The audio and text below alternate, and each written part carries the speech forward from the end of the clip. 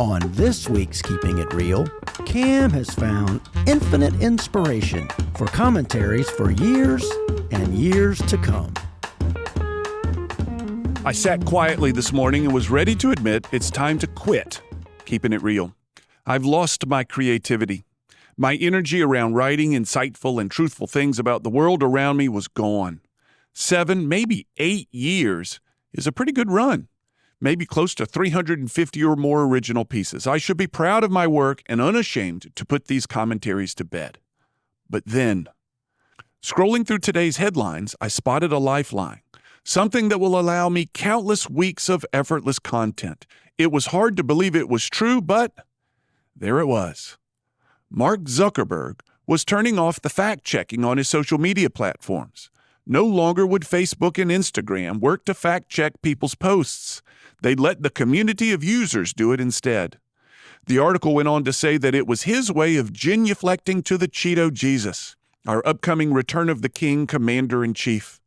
Trump dislikes facts and accuracy, so Zuckerberg, to curry favor with him, was ending any reliance on it in his giant megaphone of social media.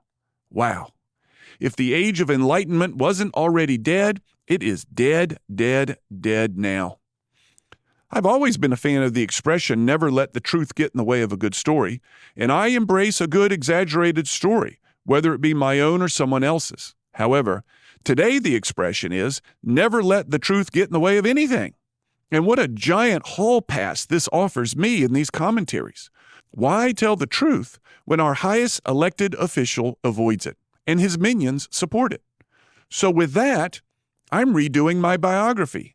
You may know me as a commentator for Alabama Public Radio who lives in Mobile, married with 4 teenage children. That was who I was during the days when truth mattered. Now I'm a world-famous commentator who offers sage wisdom and insight and has been feted by the Nobel Prize committees and has turned down Pulitzer Prizes because they weren't prestigious enough. Sounds good. My 4 children are the best kids in any environment they enter. Academics, athletics, needlepoint, you name it. They're the best of everyone. My previous work was as an astronaut, but it bored me. A lion tamer, but the smell of the lions got to me. And, of course, out of tribute to George Costanza, I am both an architect and a marine biologist. I've built a woodshed once and tossed a fish back into the Gulf, which in this era of non-truth is sufficient enough to give myself those titles, regardless of what anyone says, because those people are jealous liars who are out to get me.